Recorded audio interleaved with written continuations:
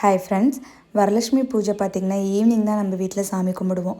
காலையில் நேரமாக ஃப்ரெஷ் ஆகிட்டு சமையல் வேலை எல்லாமே முடிச்சாச்சு. பச்சரிசி மாவு கோலம் போடுறதுக்காக கொஞ்சமாக பச்சரிசி தண்ணியில் ஊற வச்சுருந்தேன். ஒரு மணி நேரம் ஊறுனா போதும். அதுக்கப்புறம் நைஸாக அரைச்சி எடுத்து சூப்பராக கோலம் போடலாம். வீட்டில் சாமி கும்பிட்றது பார்த்திங்கன்னா சாயங்காலம் தான். அதனால் காலையில் தான் பூஜை செல்ஃப் எல்லாமே க்ளீன் பண்ணிச்சு. பேப்பர்லாம் சேஞ்ச் பண்ணிவிட்டு சாமி படம்லாம் தொடச்சி நீட்டாக பொட்டு வச்சாச்சு.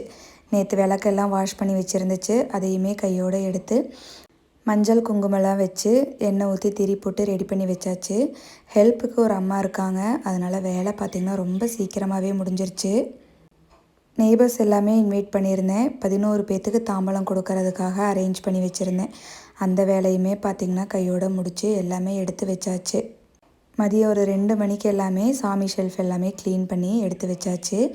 ஈவினிங் பார்த்திங்கன்னா சாமிக்கு படைக்கிறதுக்கு பொங்கலும் பாலும் தான் வச்சுருந்தேன். ஈவினிங் 6:30க்கு மேலே தான் நல்ல நேரம் சொல்லியிருந்தாங்க. அந்த டைமில் வந்துட்டு நம்ம வீட்டில் பூஜை பண்ணியாச்சு. மொத்தம் 11 தாம்பலம் ரெடி பண்ணி வச்சுருந்தேன். எனக்குமே சேர்த்தி தான். தாம்பலத்துக்கு ஒரு தட்டு, ப்ளவுஸ் பிட்டு, அப்புறம் வளையல், கண்ணாடி, மஞ்சள் குங்குமம், மஞ்சக்கயிறு, பழம், பூ இது எல்லாமே ரெடி பண்ணி வச்சுருந்துச்சு. வீடு ஃபுல்லாக சாம்பிராணி காமிச்சு திருப்தியாக சாமி கும்பிட்டு முடிச்சுது. எங்கள் வீட்டில் வரலட்சுமி பூஜை நாங்கள் இப்படி தான் சாமி கும்பிட்டோம். நீங்கள் யாரெல்லாம் சாமி கும்பிட்டீங்க அப்படின்னு சொல்லிட்டு மறக்காமல் கமெண்ட் பண்ணுங்கள். ஓகே ஃப்ரெண்ட்ஸ், நம்ம நாளைக்கு இன்னொரு வீடியோவில் பார்க்கலாம்.